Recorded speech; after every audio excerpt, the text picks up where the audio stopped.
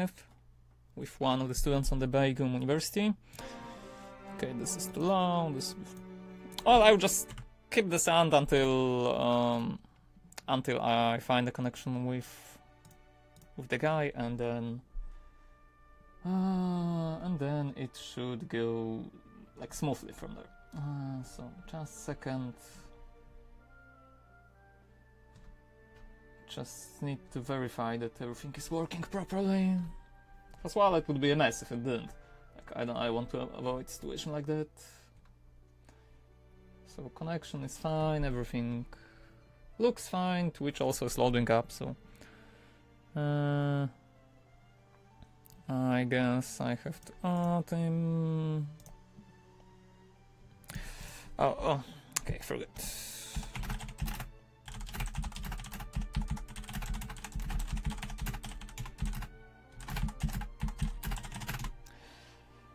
Okay, yeah, I will just call him on Discord.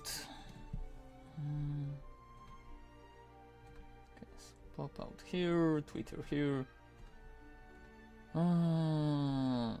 Looks like it's working just fine. So, like I said, just waiting for the connection stuff to establish and work properly. Well,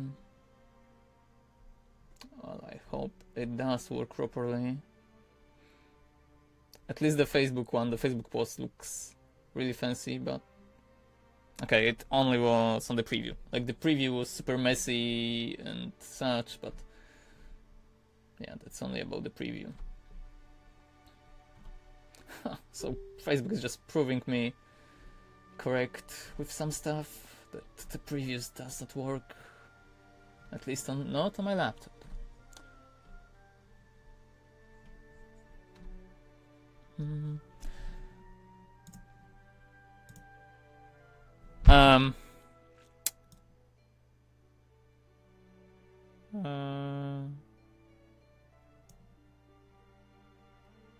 So I just got an info that he does not have a microphone. Oh well.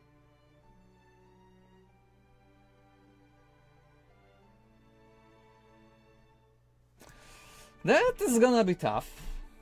I mean, it's not gonna be easy. If we do it just by voice, well, it's probably gonna be impossible.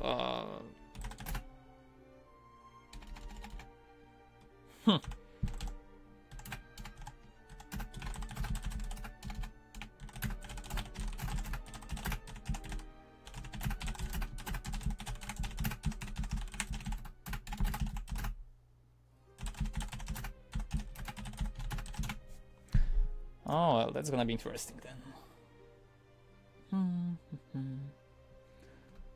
But yeah, in the meantime... In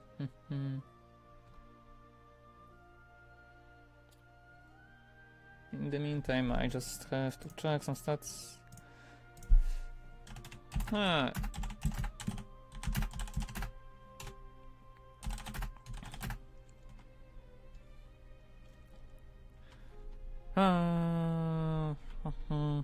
He can use his phone. Phone should also be fine. But yeah, I guess we can give it a try.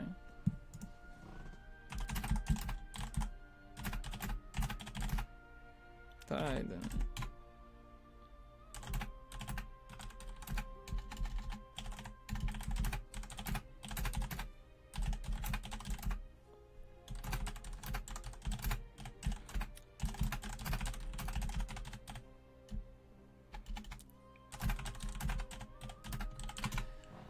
Okay, anyway, because of the circumstances that appeared, if anyone have any question on Facebook or on Twitch chat, like whatever, doesn't matter which media you're using, then feel free to send them.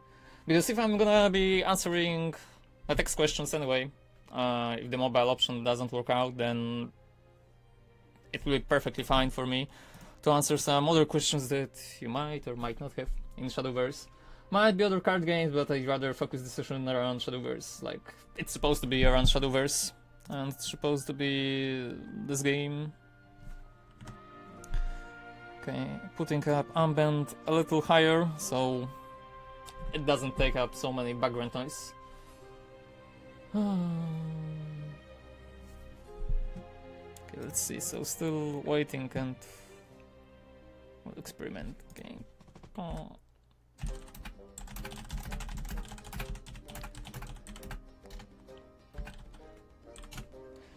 Okay, so I'm just waiting for call at the moment.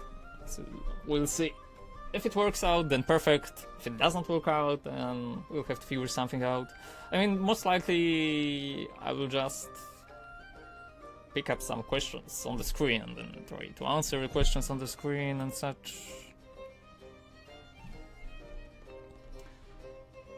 Also, if someone is following Europe scene, because well, Europe scene in Hearthstone, because that's interesting, because there is like 2 organizers, and you might know or not know the nicknames, but maybe you know. So nicknames are Rymianka and Flircik.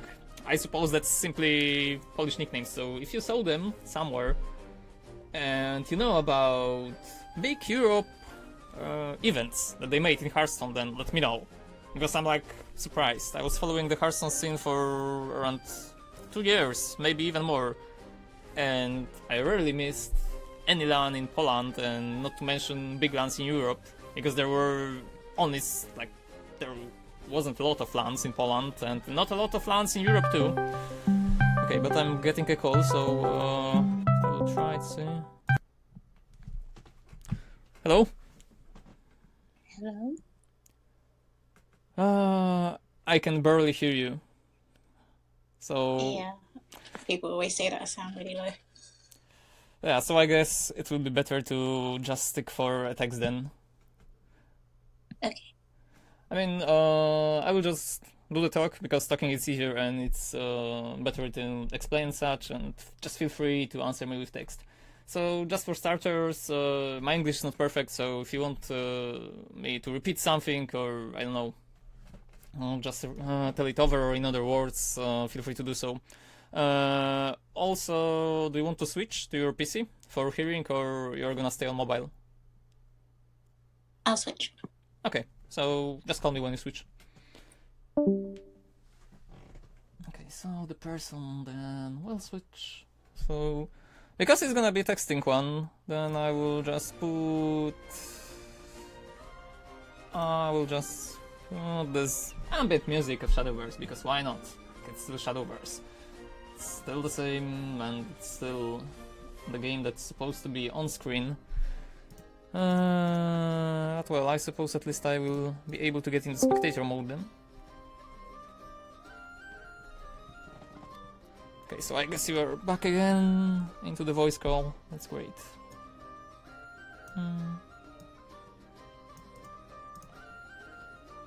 Okay, so I mute something for a second.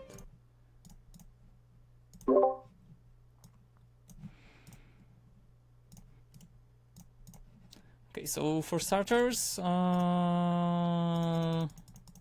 it would be good if you could enter the game, so then I can get into observer mode and just spectate your client. So the decks you have, the cards you have, and all of the stuff, like, they're visible to me, maybe with a slight delay, because there is like always a delay of around 15 seconds on Steam, but that's not a problem. Like, that's not a problem, because it's not as live tutoring as it could be. Because one thing that's almost impossible to do via voice, like with texting, it's fine, but it's still not efficient. So maybe for some other time or occasion, doing the live games with a delay and with being unable to like respond via voice is really hard, because there is some slight delays with text too. And then if I would to spectate your game, and then it won't just answer me some thoughts and all the reasoning via texting, it would just take a lot of time, and on some turns we could just skip some stuff, or it would be like there wouldn't be enough time to process all of this. So that's probably one of the things that's gonna be impossible, but other than that, it should be perfect, I suppose so.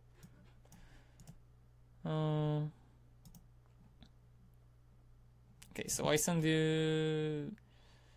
Yeah, I mean, that's not a problem that you type fast. Like, that's actually great, and it would help. But the problem is sometimes the text can also lag out, and exchanging thought process with texting is like it's just not the same, and it's not gonna be as good as it could be. I mean, we can try, that's no problem, but the thing is, usually, and most of the people talk faster than they write.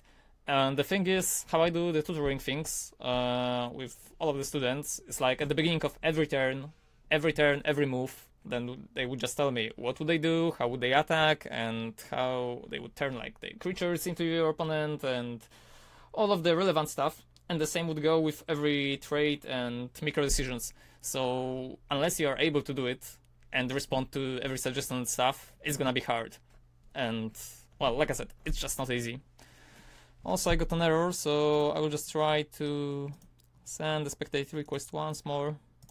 Fortunately, it's probably on the Steam part. Steam sometimes does weird things.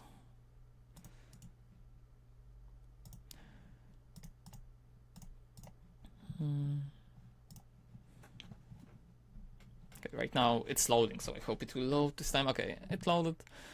That's great. So I see you're in A. 31,000 points.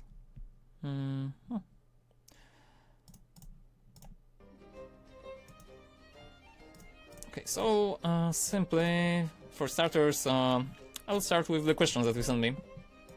So the first one is, let's see, should always aim to get into vengeance as soon as possible when playing Vengeance Blood. So for starters, you would need a list. So if you have any list in mind, then send me a deck code or a link to the deck list, because well, vengeance lists are various. Like there are some vengeance lists that are like heavy vengeance, so they have a lot of late game stuff. So for example, Mask of Black Death, Bahamut's, all of the different creatures, and the other vengeance are fast. So for example, Belphegor's, Dark Generals, this sort of vengeance. So it's simply different. Okay, I got the deck code, so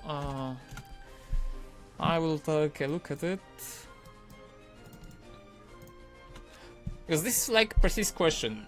You cannot always answer like yes, always go into vengeance, or no, don't go into vengeance unless you know then I have deck list. So I got the deck list now, and the deck list looks fine. So it's this kind of vengeance, like more of the old school one. Like people used to play a lot of Devil of Vengeance in the past, and Belphegor's, double Soul Dealers. Right now, it's only Belphegor's. Soul Dealer proves a lot inefficiency and also too much of a face damage.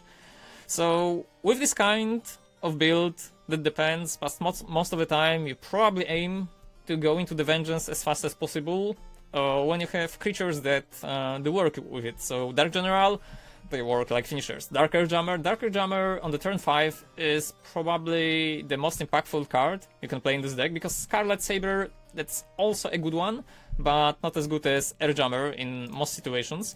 That obviously depends on versus which kind of deck you are playing, and if it's versus aggro deck, or if it's versus control, mid-range, or dimension shift. Like any of these have different circumstances, but just to generalize, versus aggro, more often than not, aggro can probably help you to get into vengeance, so it's really easy. And if you play versus aggro and they are already beating you down, just allow them for it. Like there is no reason for you to use your stuff that hurt you in order to lose life. Like they will just do it by themselves, so they don't need any additional help. Also, versus such decks, you need to save your Diabolic Drain, Cybers, like all of the stuff that can regain your life in the process. So that's probably like the only two cards. So Scarlet and Diabolic Drain, they can help you to stabilize and also make a really good burst swings, especially Diabolic Drain when used with Vengeance. So this one is really handy. Casting it for 5 doesn't do it, like that's one of the worst possible scenarios. Scarlet is just fine. Jammer also, but it depends on RNG, so Spider Web Imps are really good versus aggro. You probably noticed that when playing a deck. Curious is also okayish. Bloodwolf is just fine, but versus aggro is probably the worst role. Versus decks like Dimension Shift, you just want to go into their face as fast as possible and try to finish them up before they finish you. So you just do a lot of face damage and then try to simply kill them before they get into the turn like 7, 8 or whatever. You just have to do something about your threats. So versus Dimension Shift, feel free to go into Vengeance as fast as possible because they won't be able to kill you. Like, they have no power, they have no damage in their deck. Well, some of them have some damage, but that's nothing at all. Like, that's nothing comparable to the damage that the Vengeance Blood can deal, especially with the Dark Generals, which are like Storm Creatures, and Storm Creatures are really good versus Dimension Shift. Like, that's a given. That's one of the counters for the archetype. Versus some mid-range decks, so versus Dragons and whatnot, that depends on the cards you have in hand, because these matchups are tricky. Sometimes you want to go into Vengeance, sometimes you don't, but that just depends on the cards that you have. So if you play a Devil on Vengeance on curve on the turn 3 and have a Belphegor to follow him up, by every means, versus most of the mid-range you can do so, because Belphegor is also a good body. Devil of Vengeance is gonna stick 4 damage into either Phrase or do a trade, and Belphegor is gonna provide you another body, or if you have an evolution point, then you can use it on the Belphegor, so it's like a 6/6 with ability to attack immediately, and that's a good one. Also, if you go into curve like Devil, into Belphegor, into Darker Jammer, most of the decks have no tools to do anything about it, so that's a really good curve, and that's also one that you can follow up. As for the other decks, do we have any other decks in current metagame? There is also Midrange Shadow, but versus Midrange Shadow you would play like most of the midranges. The only problem with Midrange Shadow is versus these kinds of deck, you have to save your burn spells, so Razor Claw or things that deal immediate damage. Just have to save them for the late game, because Death's Breath is a thing, and summoning 3 creatures with ward can easily disrupt your damage from the board, so that's a hard one. Versus Aggro Blood, because there will be some Aggro Bloods that are just more aggressive than the Vengeance Blood. That's a really tricky matchup, but more often than not, it's gonna be like any generic aggro, so like aggro type of Stormhaven, aggro type of Aggro Forest, also some sort of aggro swords. While some people still play aggro sword, that's still a fine deck. So versus these kinds of deck, they will just burn you down before you will be able to go into Vengeance, so that's fine. Like versus these decks, try to preserve your life in any way and always look for efficient trades, because versus midrange or versus control versus dimension shift, you don't care about efficiency most of the time. All you want to do is put a creature on the board and attack into their face, then finish with Razor Claw.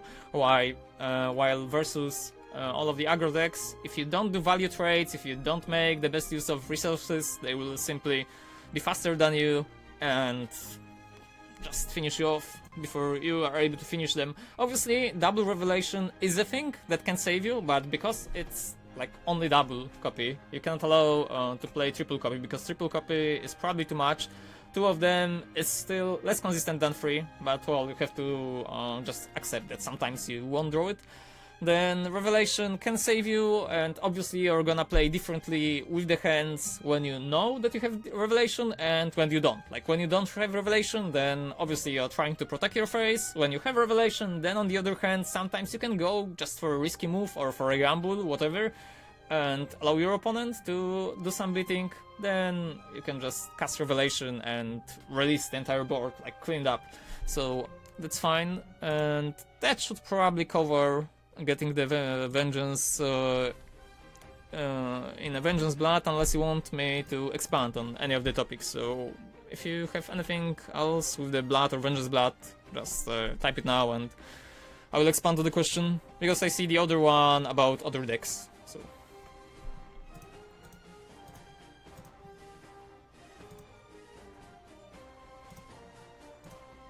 okay, no.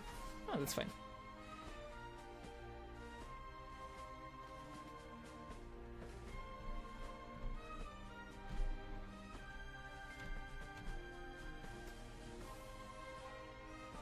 Okay, also I forgot to mention that obviously you sent me some questions before, but if you find any new, then obviously just type it down. Feel free to type anytime. So if I'm like in the middle of the speak, when you type something, it's still not gonna disrupt me, so I will look at it and then just change my thought process, so no problem.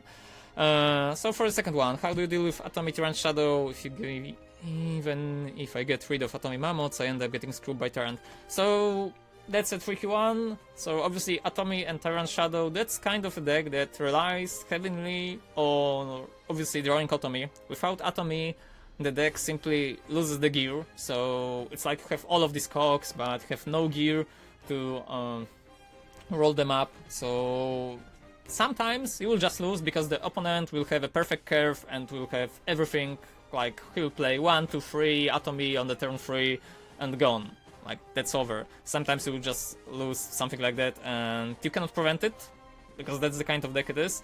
Mammoths are not so common, but obviously some people still play with Mammoths, so it's even scarier if they go with Mammoths. So if they put a Mammoth and Atomy at the same turn, sometimes with a lot of decks you won't be able to do something. So even if you get rid of them, like you did right, there is still an option you're gonna lose, and that's because of the Tyrant. But the thing is, Tyrant requires 20 shadows, so you just have to punish Shadow before he does so. Always remember that most of the Atomy decks have a really low curve, so they're like 1, 2, 3, and then something sometimes on the 4, 5, 6, whatever, and then there is Deathly Tyrant and Atomy as a curve topper. And the thing is, if they don't draw their Atomy or Tyrant, and when they don't draw Atomy, it's obviously easy to notice because they are not casting him. But anyway, in the early game, always focus on trading the threats if you're able so. So if you're able to trade into his creature, just to prevent him from maybe casting the Atomy, then by any means do so. So that's for the early game. In the mid game, when you enter the evolution phase, so with a lot of decks, with the evolution you should be able to either kill the Atomy, or maybe your deck will have some sort of removal, like Dance of Death. So that's also 5 mana, that's also mid-game, and that's also the ability to remove Atomy. So anyway, in the early game, just remove their stuff. In the mid-game, if they cast Atomy, try to remove him. Sometimes, and also that depends heavily on the deck you are playing. Sometimes you're just gonna ignore him and go for the face. Because you know the exact range of the Atomy decks. Like, even if they have Tyrant in their deck, it's still like 5 out of hand damage if you count the evolution. Sometimes they play Cerberus, so Cerberus is still +2 damage only, unless they set up a Cerberus early on. So if they don't have 20 shadows and they have Tyrant, simply count the damage, and if you're like 100% sure that they cannot kill you, but you can probably kill them during the span of the two turns, then just do so. Just go for the face and ignore everything else. Just remember that some of the Atomy will have some wards, so one for Spartoid, for example, is really efficient in blocking some aggro. That's when you play aggro. When you play mid-range though, it's getting easier. So for example, Prime Dragon Keeper, that's still a deck, that's still a thing. Prime Dragon Keeper will usually just go into the Overflow, then cast the Dragon Skyter for the 3 mana. So it's like 3 mana, destroy Atomy. Also they have Bahamut's, some of them not, some of them have other removal. So mid-range usually gets the matchup done easily.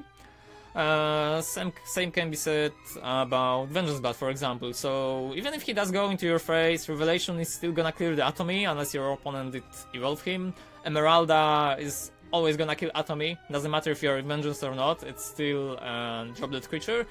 And versus Tyrant, well, that's the matter of the early game. So the thing is, if your opponent does not hit you with Atomy into your face, the Tyrant can do a maximum of 15 out of hand damage, so 13 plus 2, counting the Evo point. So if your opponent never hits you in the face with Atomy, then obviously it all comes down to all of the chip damage that he do to you.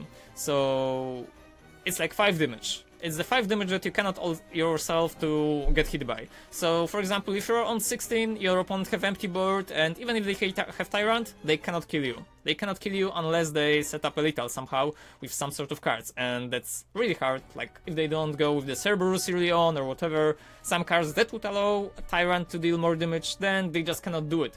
So also, sometimes going for face instead of trading is fine, but sometimes not taking this extra damage that might lead to the Tyrant downfall is better.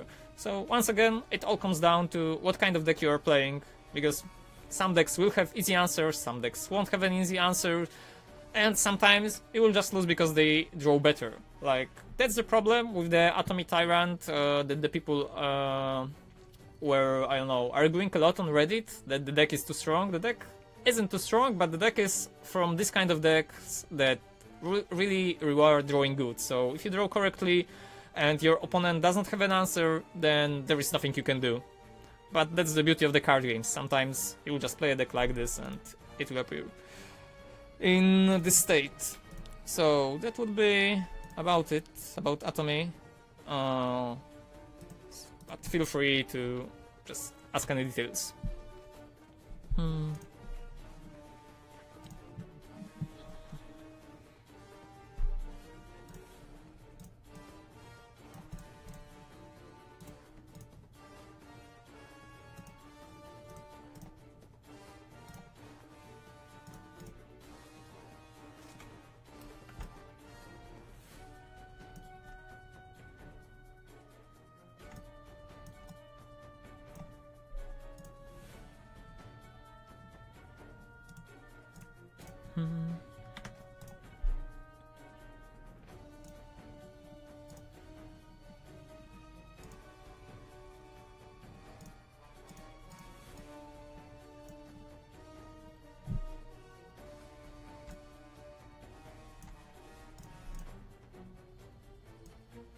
Okay, it's fine.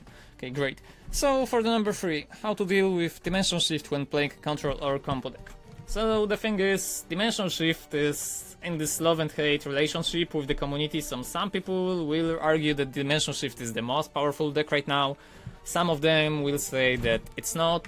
And most of the time, it's a great deck for tournaments. It's not so great deck for ladder, but a lot of people are playing it on ladder still. While the statistics still says that the Dimension Shift have negative win rate on ladder, both going first and second.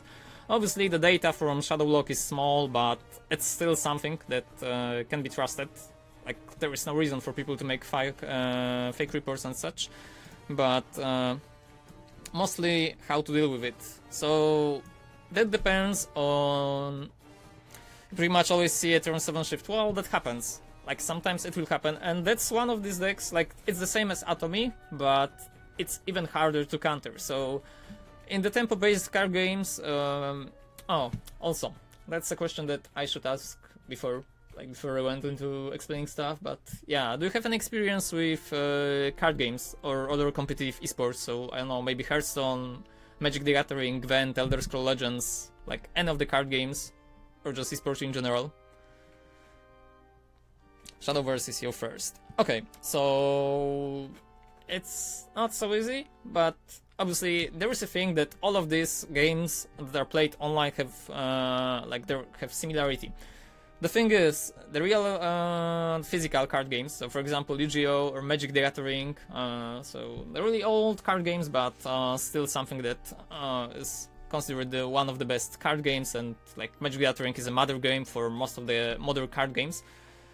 They have something like this. You can answer during your opponent's turn. So you have special cards called instants or instant speed or whatever, like that depends from game to game, that you can cast during your opponent's turn.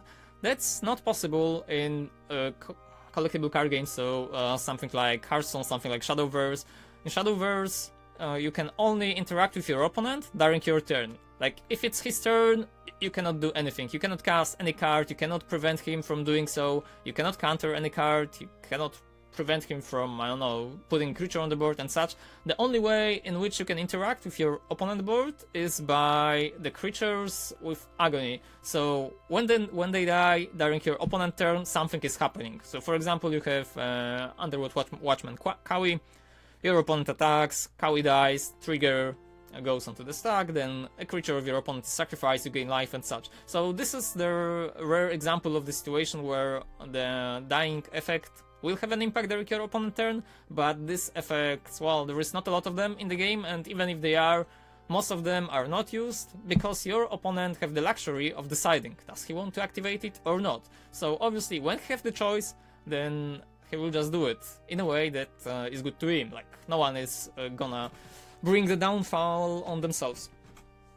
So why explain this stuff? So Dimension Shift is even worse in drawing perfectly than the Atomy and Tyrant, because when they assemble their combo, so when they finally spell boost all of their cards, when they finally go to Dimension Shift, cast all of the Chimeras or Flame Destroyers, like all of these cards for 0, you just cannot respond. It's over.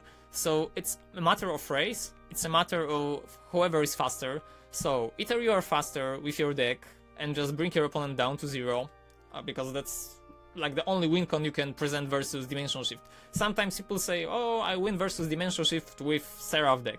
But yeah, it requires you to play Seraph on 8, survive the turn 8, so you are assuming that opponent will not have the Dimension Shift on the turn 8 or 9, and then cast 3 of the countdown removals. So Seraph is just not a win condition that you are trying to do versus Dimension Shift. So the only win condition you're able to present is simply by doing damage.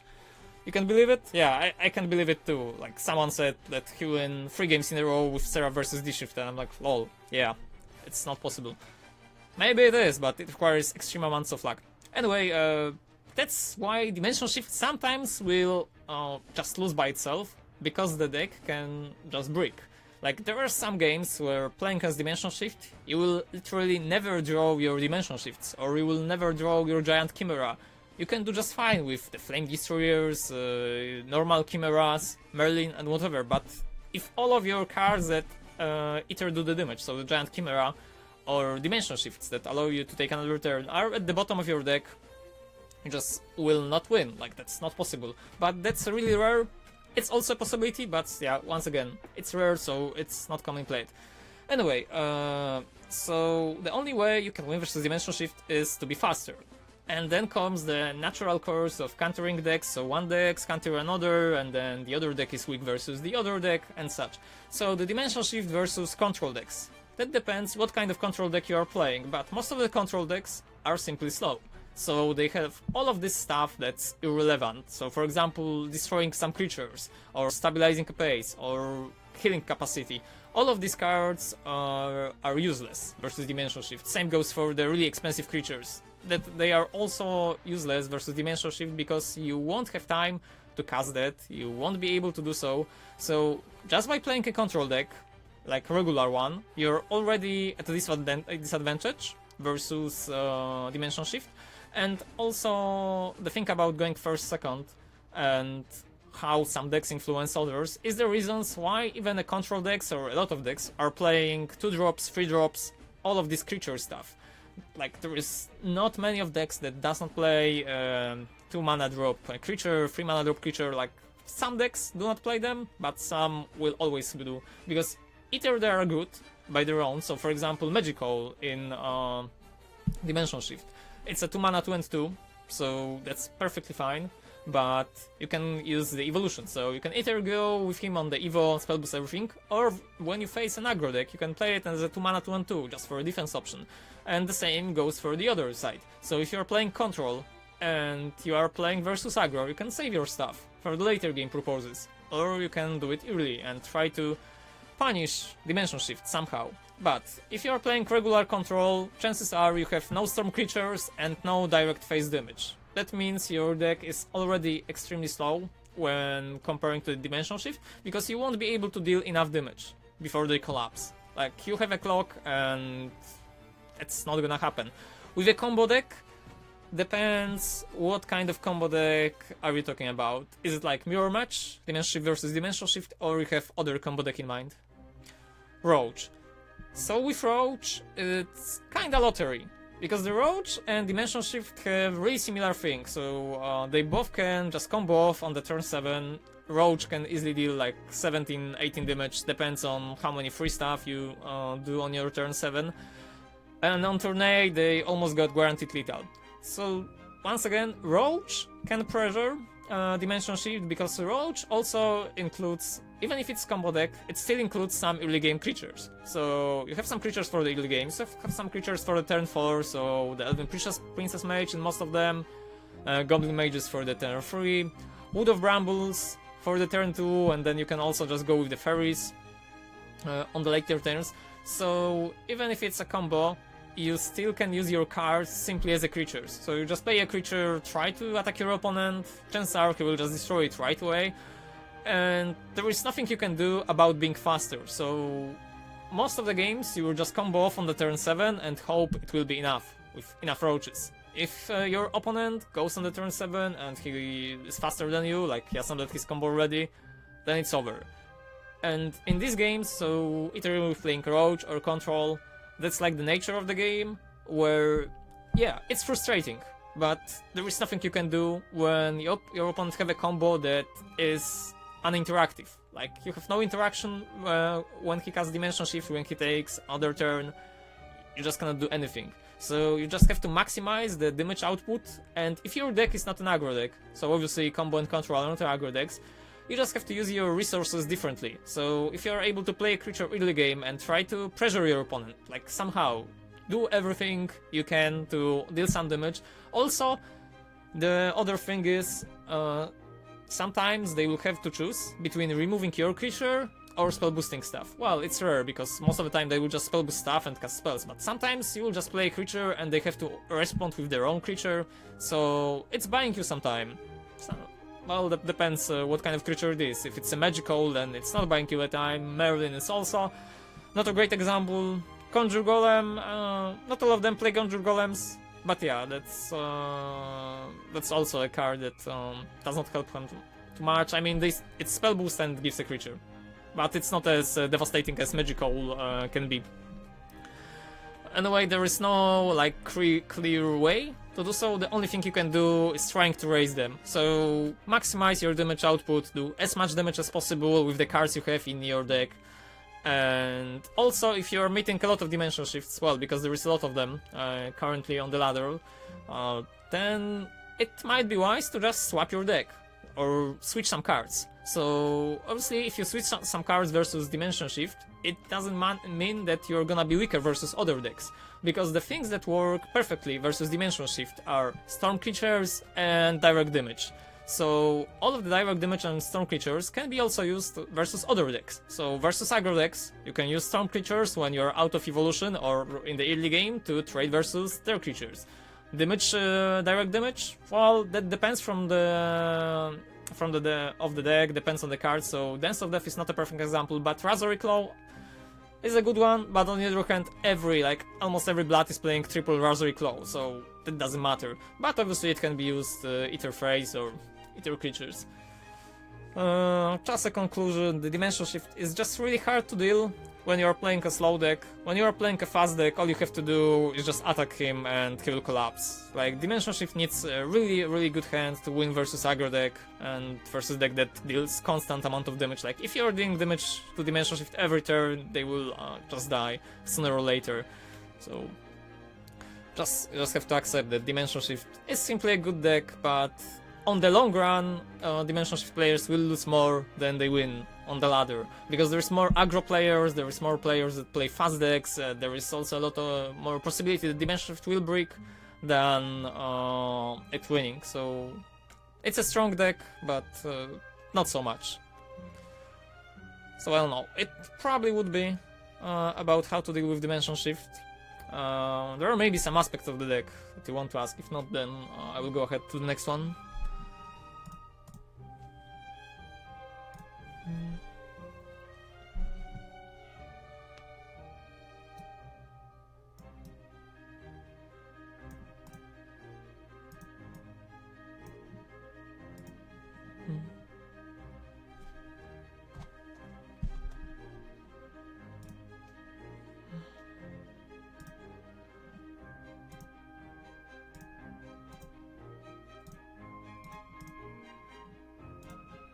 Yeah, Dimension Shift is just painful. That's true. Like, it's painful to lose, but then again, it's gonna be the same. Doesn't matter what meta it is. Also, how long are you playing Shadowverse? Like, which expansion did you join?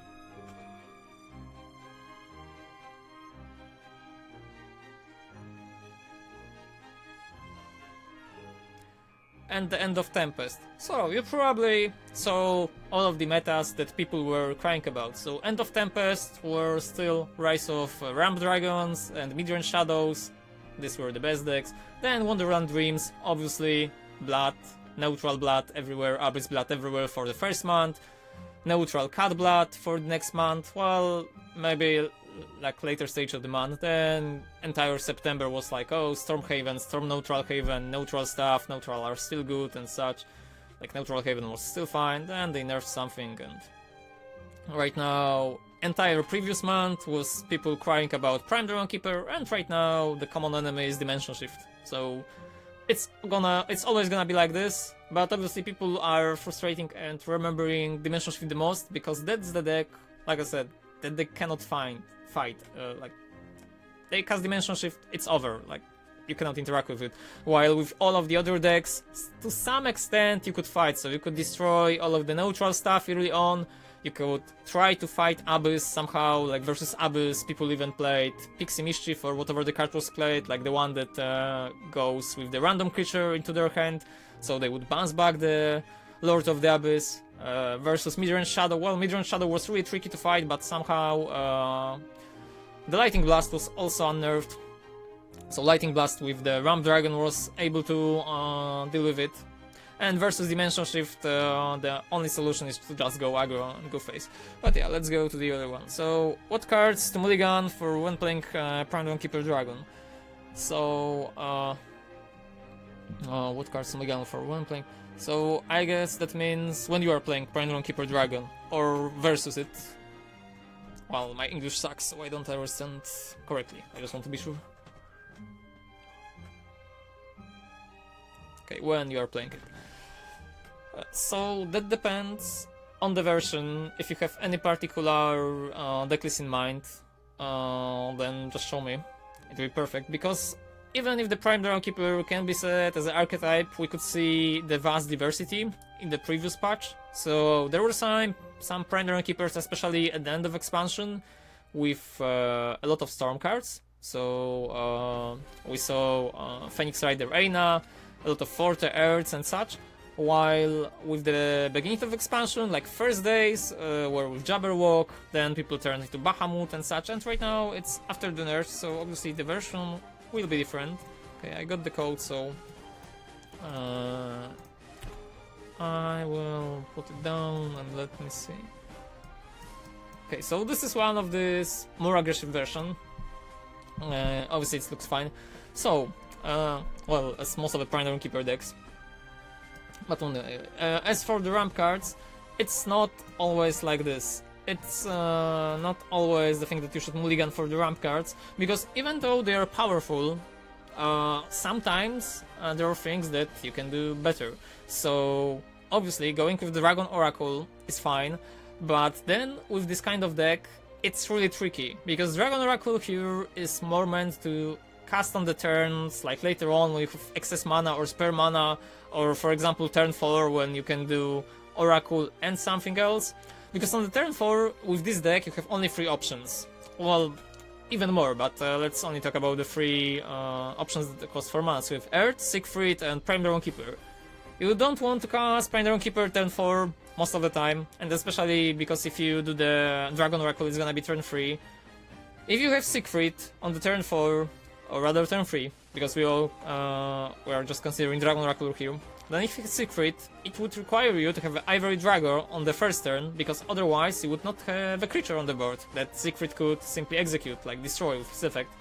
There wouldn't be a way for you to deal damage to the opposing creature. With Earth, Earth is useless on the turn 3, so after ramping up with the Dragon Oracle, most of the time you are still forced to play something that either is a combination of cards that cost 2 mana, 1 mana and stuff, or play a 3 mana creature. So that depends versus what kind of deck you are playing. If you're playing versus deck that you have to pressure early, then playing a creature in the early game, so playing a Dragon Summoner, even if it's a 1 and 2, playing Dragon Rearer, Matilda, Fire Blizzard, whatever, playing your turn 2 might be more oppressive for your opponent than playing Oracle, because Oracle obviously accelerates you and helps you up, but that's only good versus decks that you know that are like, it's not a Dimension Shift, you are sure that it's not a deck that's gonna win fast, so you can just take your time and gather resources.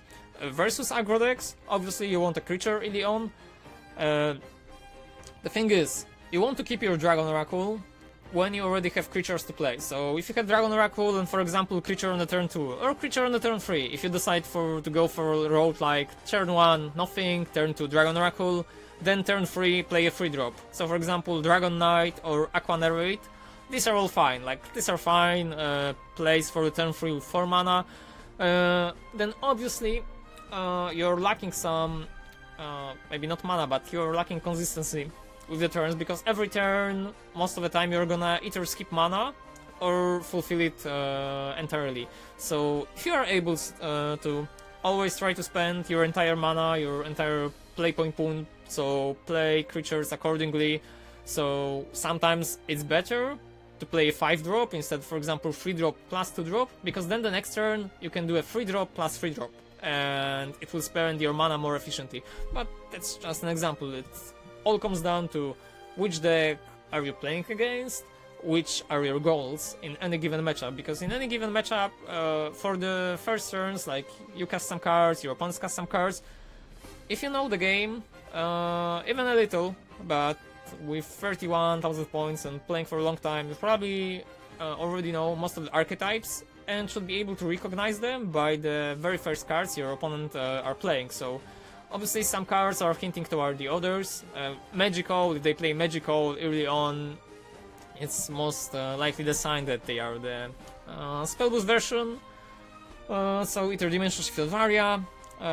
If they play turn 1 Perseus, it's not gonna be mid-range sword, it's gonna be aggro sword, etc, etc. So there will be just hints, so your opponent will be dropping hints. So as soon as you recognize what is your opponent archetype and what kind of deck is he playing, then you have to set up your goals. So it might be simple, like play as many creatures as possible, or do as many damage into his face as possible, or survive for as long as possible, destroy as many of his threats, or just secure that you'll be able to combo up with board. Ramp with this deck is important, but it's not the most important thing. It's not like you have to ramp towards Bahamut or towards Zeus, towards Genesis Dragon, Polyphonic Roar. You have no cards like this. Your mana curve ends at 6. So that means even without ramp, you can easily go with the 1, 2, 3, 4, 5, 6. You don't need any ramp in between, and well, Sibyl of the Waterworm is gonna ramp you if you go 1, 2, 3, 4, 5, 6, considering you won't ramp early on, but that's only just counting Sibyl. Anyway, that's just a possibility that you're able to go on curve. So ramp is fine, it's not necessary. It's necessary to activate the Prime Dragon Keeper, obviously. So if you're planning to go big with the Prime Dragon Keeper, prepare a turn when the Dragon Keeper triggers, so you play Dragon Keeper and more of the cheap stuff, then feel free to cast it early on. But if your goals are different, like you want to swarm the board, then if you want to swarm the board versus aggro deck, for example aggro sword or even aggro blood, the creature on the turn 2 might be more efficient than the Dragon Oracle, because even if you do the Dragon Oracle, your opponent is simply gonna add up another creature to the board, and that means he will have 2 threats versus, for example, either Ivory Dragon or nothing from your side, and then you are gonna climb from behind, and sometimes it's not possible. So this Fire Lizard or this Dragon Summoner or this Matilda on the turn 2 would turn the tide, while the Dragon Oracle wouldn't. So about the mulligan part, well, so what cards you want to mulligan then? You want to get rid of all of the expensive stuff, like doesn't matter what deck are you playing against, you don't want to keep Phoenix Rider, you don't want to keep Dark Dragon Forte, most of the time you don't want to keep Sibyl and Prime Dragon Keeper. Also, most of the time you don't want to keep Earth. Earth obviously can be used with the Dragon Knight early on, but that's only considering that you already have a Dragon Knight in your hand and then you have Earth, then you can think about just going for the play like this, so keeping 2 combo pieces. Most of the time though, you still want to get something cheaper. As for Staircase to Paradise, most of the time you only want 1 in the opening hand, you don't want more than 2, because your turn 1 is gonna be Staircase to Paradise, then on turn 2 you want to play something that costs 2 mana.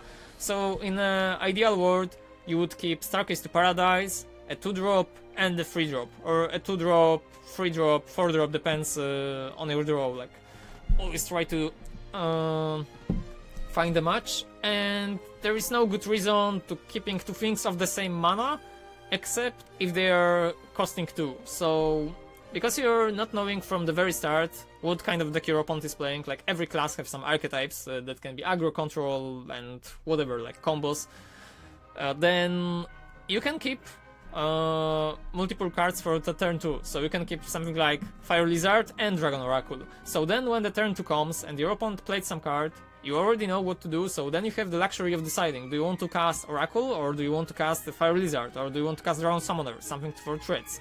But you don't want to keep something like creature for 2 mana and then 2 creatures for 3 mana. It's simply inefficient. You just want to find all of the different stuff for different mana costs, and it will be good. Like, just don't keep the expensive one, keep the cheap ones.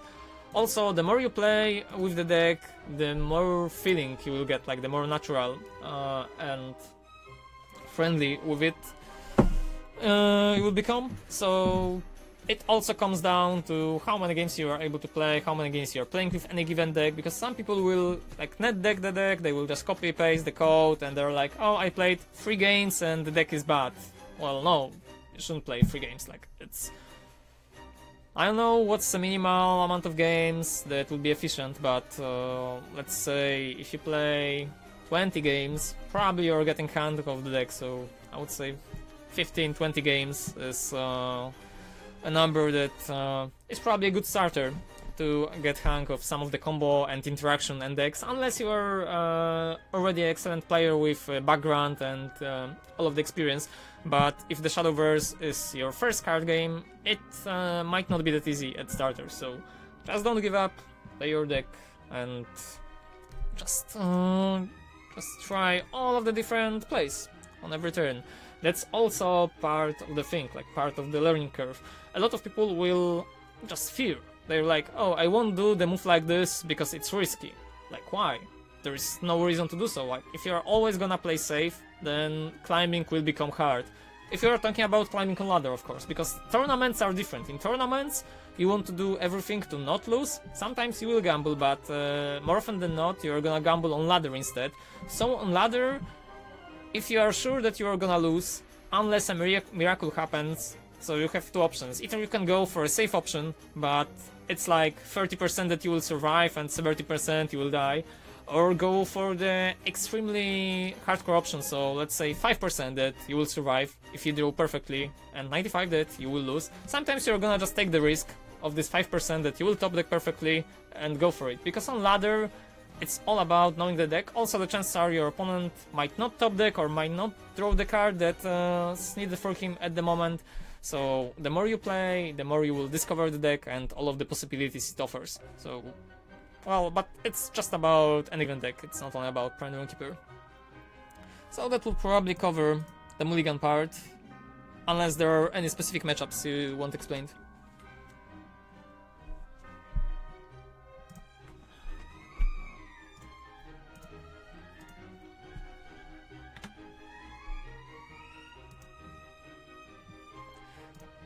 Okay, so let's see, 45. What to do if it takes forever to draw any of your win cons? So, well, win cons by definition, we have only 3 of them in Shadowverse, well, at the moment, so the only 3 win cons you have, like, just by going by sheer definition. So to clarify things, you can win by dealing damage, so your opponent's life total goes down to 0 or below. You can win by decking him out, so if your opponent tries to draw a card and there is no card in his library, like have 0 cards in his deck, then he's dead too, so that's the other one. And the third one would be cards that say that you simply win the game. So right now we have Seraph. Seraph is, well, Seraph is probably the only card right now that offers this, but that's like a third mechanic. So Seraph does not care about cards in deck, Seraph does not care about damage, Seraph simply says you win the game, and that's it. So that's how Seraph works. Same goes about, same can be said about other win conditions. So damage does not care about what is on the board, does not care how many cards you have in deck. It simply says life total is below 0, you win. And the deck obviously is a thing that just says that doesn't care how much damage you have in your face, what cards you have. It just simply says you win. Beauty in the base, in the neutral forest. Okay, so that's about the cards. So Beauty in the Beast is well, something I would call just finishers. Same can be said about cards ages and stuff. Like there are enablers, finishers, there's a lot of other words. And you will find them if you continue playing card games or any other card games. So this is how these things are called.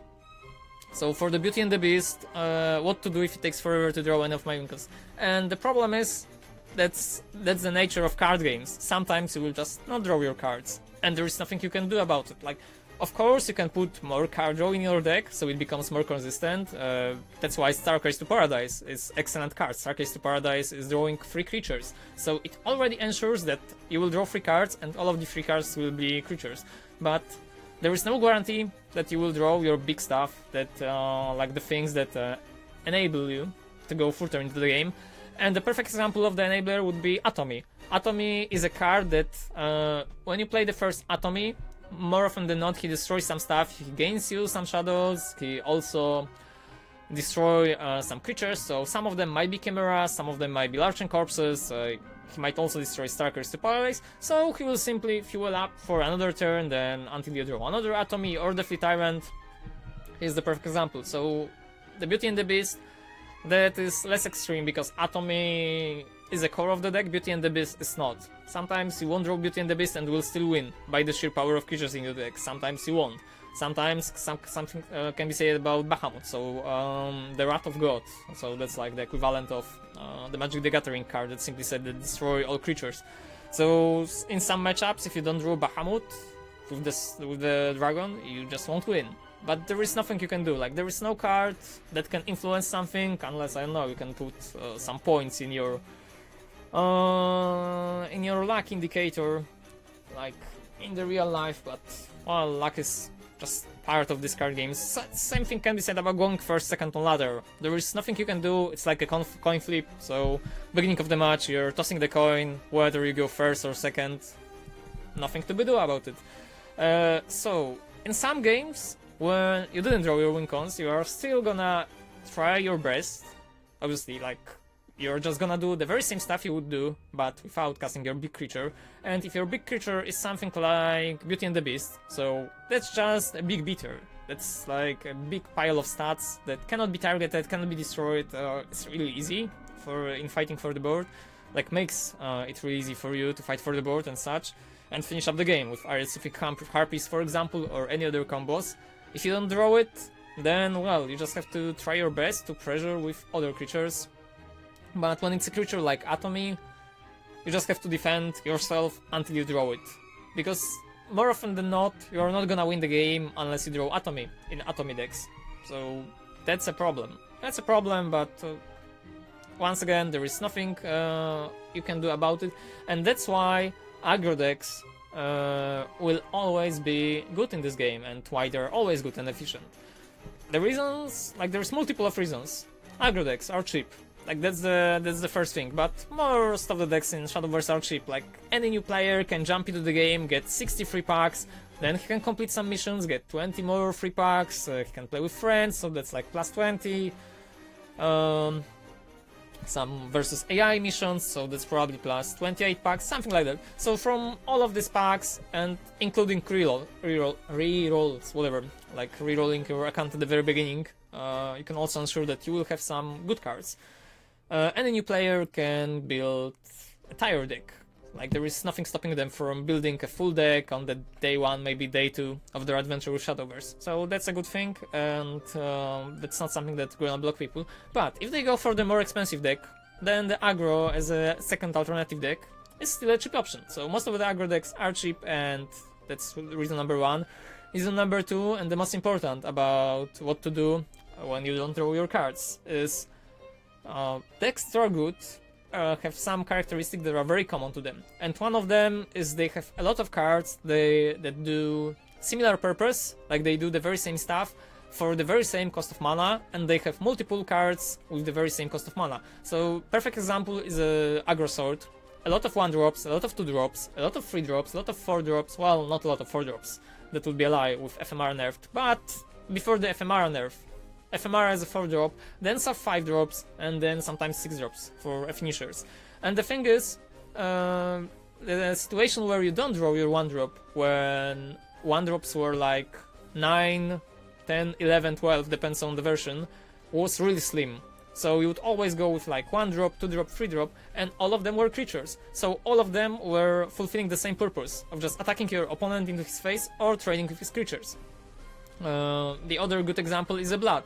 So aggro Blood have some cheap creatures, a lot of them. So most of them are 2 mana, sometimes they have some 1 mana drops. But they also have some 2 mana, 3 mana, 4 mana, whatever.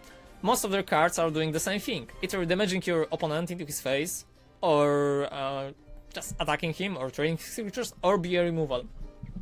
Removal also is versatile, or you can do both. So Dance of Death, just remove a creature and then deal 2 damage. So that would be one thing. On the other hand, we have decks that have multiple cards, but they are serving all kind of different purposes. So the perfect example would be control Aegis, like put whatever in between Havencraft. So in Havencraft you have creatures, you have removals, you have amulets, you have all kind of different stuff. So amulets, most of them draw cards, the other most of them put creatures on the board, some of them draw cards, some of them banish, some of them deal damage. Haven have also some spells that either banish or destroy some stuff.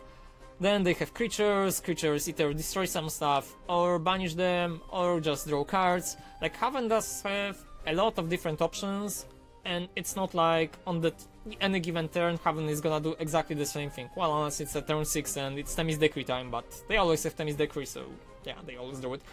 And the other example would be Dragoncraft. Dragoncraft can be distinguished into like 3 kind of cards, so creatures, removals, and spells that ramp you, so ramp spells. Also some creatures like Sibylla ramp, and Dragon Knight is also ramp, so you have ramp, removal, creatures. And it's very simple, you are just casting what you are given, and you have the luxury of choosing if you wanna cast removal, if you wanna cast ramp, if you wanna cast something. So with decks that have multiple cards for any given turn, even if they don't draw the trump card, there is a chance they will still do fine, because they have other card that fulfills and do the very same option for them. So, for example, Dimension Shift, at the moment, well, it's not a perfect one, but it's still a good one when it comes to this example. So they have Flame Destroyers, or consider the ability Flame Destroyers, and they have Chimeras. So it's like having a lot of spellboost creatures, and all of them are gonna cost either 0 or be cheap or remove something with evolution. On the other hand, Merlin and Magicals. These two cost differently, so Merlin is obviously 4 and Magical is 4, but if you are going second, Magical is still a turn for play. So play all, evolve it, and both Merlin and all are spell boosting cards. So they are, in a sense, they are just achieving the very same effect. While the Forest, in example, Beauty and the Beast is one of a kind card. It's like a 6 mana card that, well, you just cannot do this much damage, you just cannot cast any creature that cannot be destroyed and have so many statistics, so many health, so many attack, then the Beauty and the Beast. So if you don't draw it, and for example you're playing Mirror Match, and your opponent will draw a Beauty and the Beast, and then one turn ahead, you're still not gonna draw it, and his Beauty and the Beast survives, because, well, if the Beauty and the Beast survives, or he just puts it on the board on Evo, there is a really high chance that without other Beauty and the Beast, you cannot answer it in the Mirror Match. Like, there is not so many possibilities, and there is not so many creatures with such amount of attack that can take down this card. So you just have to accept the fact that you lost by random. So don't ever bother by losses like this, because they will happen and they will continue to happen. It's normal. It's normal, and that's like, by playing card games, like the tempo-based card games, when the draw is random and is included, you simply have to accept the fact that it will happen, and that's it. Like, there is nothing. There's a lot of luck involved. Well, obviously, drawing is random, so even if 2 players that have even skills, like that's a perfect example, 2 players with even skill are matched against each other, and one is drawing poorly and the other draw is drawing good, then you can figure out what's gonna happen.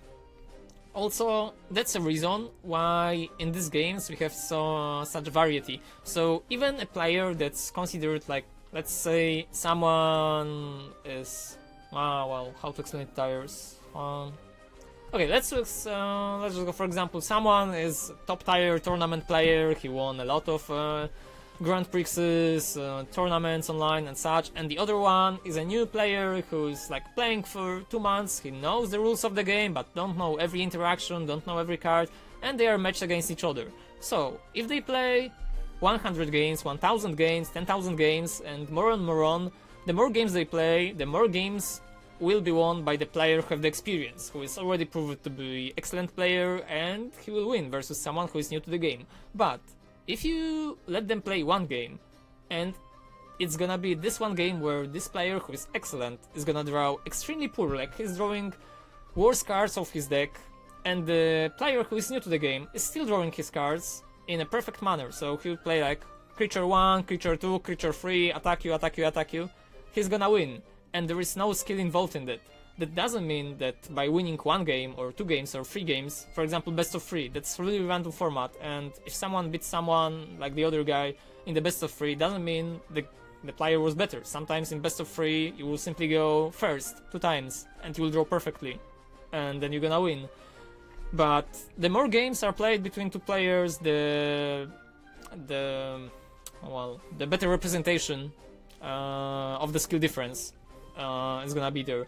But on the ladder, you're almost never facing the same opponent twice in a row. So on ladder, every game is gonna be that one random game that where both of the players put the stakes and the skill doesn't matter too much. Obviously, making a good decisions and playing to one's best ability as much as they can should be a priority. So you should focus on every single game, like treat it as it is the most important game if you want to focus on win, because I don't know what is your goal at the moment, but I will go to that later. And as long as you make correct decisions, you are still fine. Like if you make correct decisions and you lose, and then for example you watch the replay and be like, okay, I still did everything correctly, like there I did the best move for every turn and there is nothing I could do with this draw, like there is nothing you could do with this hand, and after analyzing replay you're 100% correct that you made everything good, and it's fine. There is nothing you can blame yourself for. If you lose while doing correct decisions, it's okay, because on the long run this one loss is not gonna matter. What's gonna matter on the long run is the amount of good and bad decisions that you make by playing the game. So even if you have negative win rate, but that's really rare, having a negative win rate and playing good, that would mean you have extreme amount of anti-luck, like you are getting unlucky, or you are not playing enough games. So the more games you play with the good decisions, the more games you are gonna win on the long run, so the percentages are gonna work in your favor. So just focus on doing that.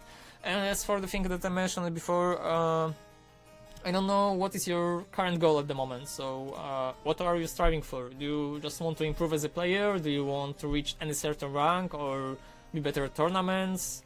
That's something that I don't know.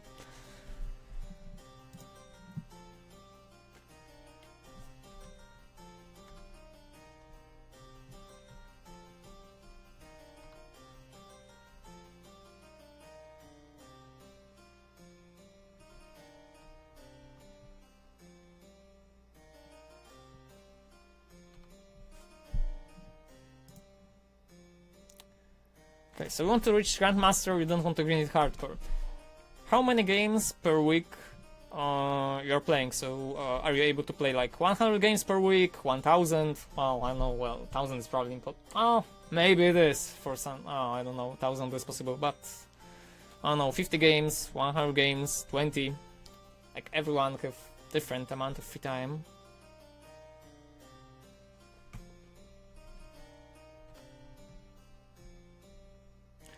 $60-70. So that's like 10 games per day, which is not a high amount, so it's not that much. So I mean, if you want to reach Grandmaster, it's probably not enough amount of games unless you really put a really huge amount in a couple of games. So right now you're still below Masters, and right now, when you are below Masters, the time doesn't matter, because your ranking will not reset. You are free to go Masters anytime you want, so you can go to Masters this month, next month. in half year, whatever. Like anytime you reach master, you're still gonna be there. So your score is not gonna go down. If you're not playing, then the score is fine. But when you already reach masters, then going to grandmaster, okay, it sounds like a simple task because it's only 10,000 master points, but you have to achieve this 10,000 master points score within 1 month. So because it means within one month, and to get there, you basically need to get really huge win rate, or simply have 100 wins more than losses, also plus promo series. Then that depends on the meta, depends on the deck, and let's say you play 70 games per week. So given 4 weeks, let's even round it up even more, let's say it's like 350. So let's just say it's even more than that. So even by playing 300 games and 50, there is no insurance that you're gonna go and win 100 games more. That all will come down to the deck, to the meta, to the situation, to all of the stuff, especially with the meta so flexible as in Shadowverse. Because this game includes full potency of meta game shifts. So every month we have this nerf and buff cycle, and some cards are nerfed, some cards are buffed, well, rarely cards are buffed, but whatever. Mainly cards are nerfed. So every first week of the month is gonna be the month where it's gonna be the week where people experiment with decks. So the first week of the month you're not guaranteed to get a lot of wins unless you already found a perfect answer for the given metagame.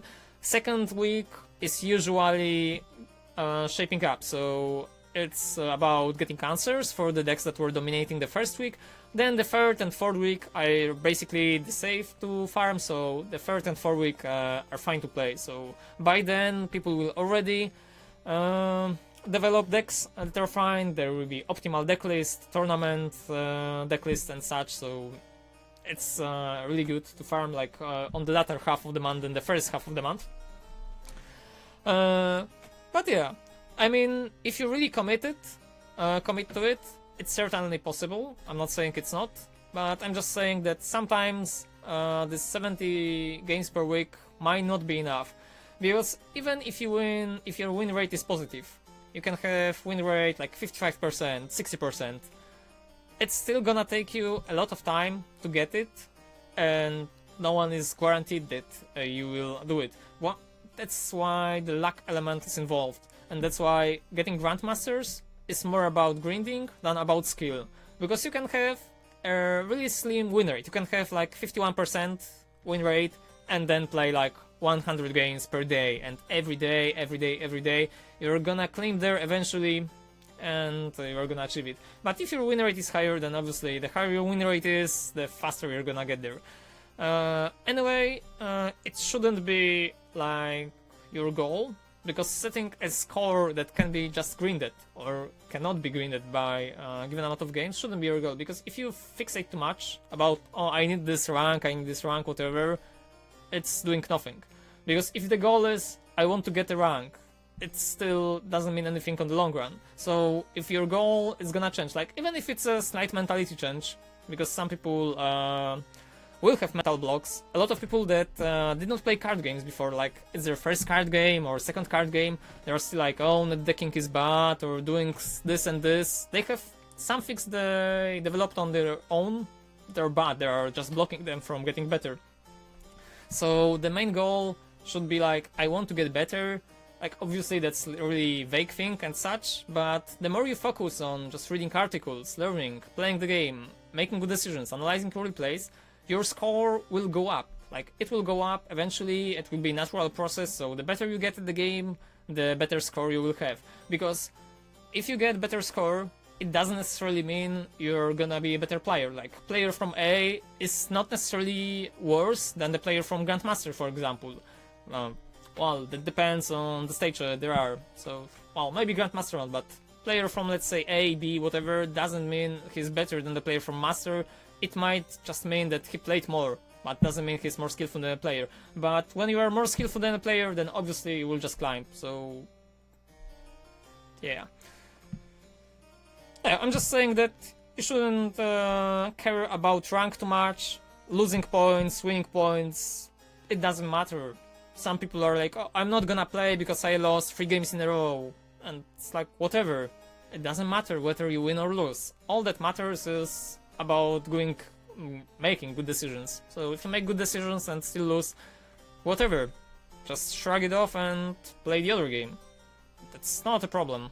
That's how the grind in this game work. It's not perfect, but it's still better than in some games. It's probably better than Ladder in Gwent or Legend Ladder in Hearthstone. Both of them could see some improvement. But yeah, in Shadowverse, it's all about amount of games you're playing, and that's it. That's just about sheer numbers.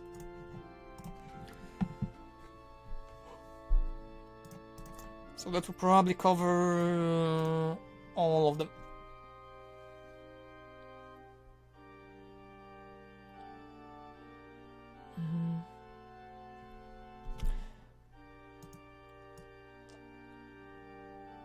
Sorry, what do you mean by Q5?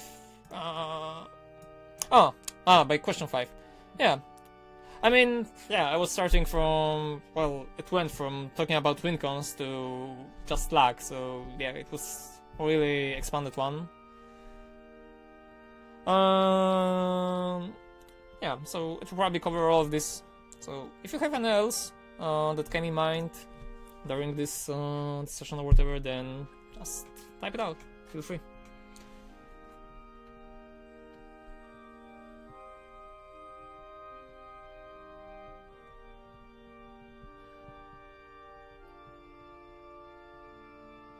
Okay, so what's next? Well, for now, because if there's no more question, then like I said, spectating the game won't work too well. It's not gonna help too much, and obviously spectating the game is a different part of learning, and the other thing is learning too much things at once is usually not good. I mean, because like I explained in the first message, even if you're a perfect learner and you're learning fast and stuff, there is still need to be some time where you have to comprehend all of the knowledge that you got. Well, I hope you learned something, but yeah, and just make it to practical use. So you just have to play some games, put this knowledge to use. The other thing is like the thing that I'm always asking people, because that's the perfect recommendation, that's something that I recommend to everyone, but some of them surprised me, like one of them got it, but because that's your first card game, I suppose you might know it. Did you read the book Playing to Win? Like, it's a really old one, probably 17 years old by now, but it comes down to the history of esports and such.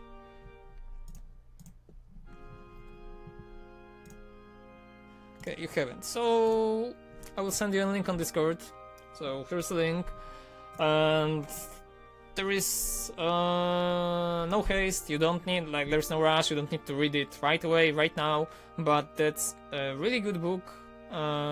About mentality, styles, and how you should approach if you want to play to win. Because if you want to play the game to have fun, then there is nothing wrong with it. Some people will just play the game to have fun, and that's it. So they will just play and be happy, like, wow, I played a perfect game, I did this combo, and whatever.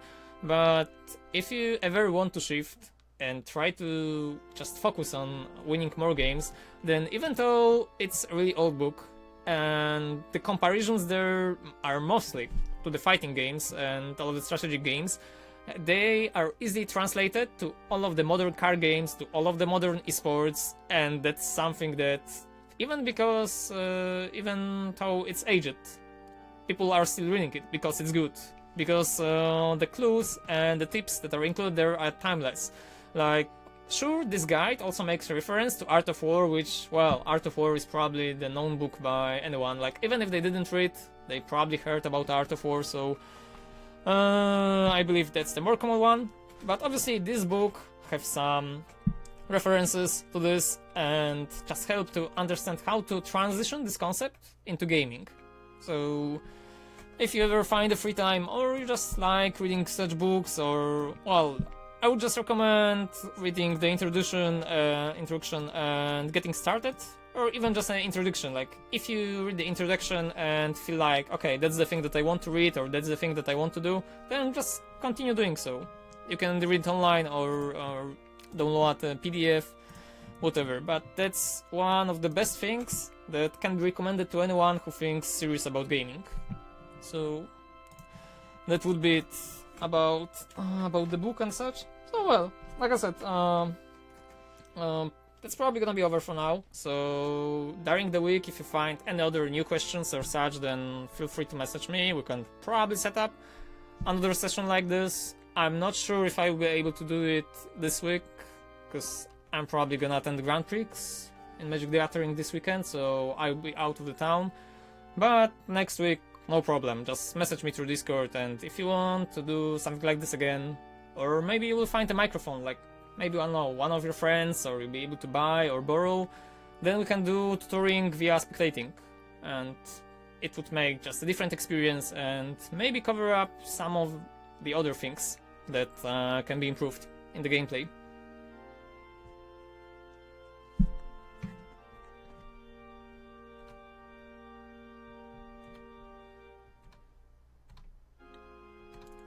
Okay, so that would be it. So thanks, and like I said, I hope you learned something, and I don't know if you enjoyed it or not, but if you did, then perfect. And well, just see ya. Have a good night.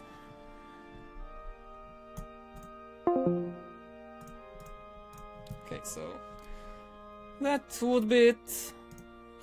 That would be it for the coaching session for now. So obviously, if you want to order your own coaching session, feel free to go to my Gamer Sensei page and just order it directly here. If you're interested in Shadowverse, Hearthstone, Duelist, Elder Scrolls Legends, I don't do Gwent, but I can recommend you an awesome Gwent player, so no worries. If you want to learn Gwent and you're looking for someone who would like to teach you, then PM me, send me private message, and I will direct you to someone who knows. And like I said, unfortunately I can't do a league tonight, but I will go with League of Legends. I will go with League of Legends tomorrow with some viewer games. So you too, have a good night, and if you ever find any questions that you want, ask me or want me to answer, then just send me a message on my fan page. So see ya, have a good day, night, whatever, bye.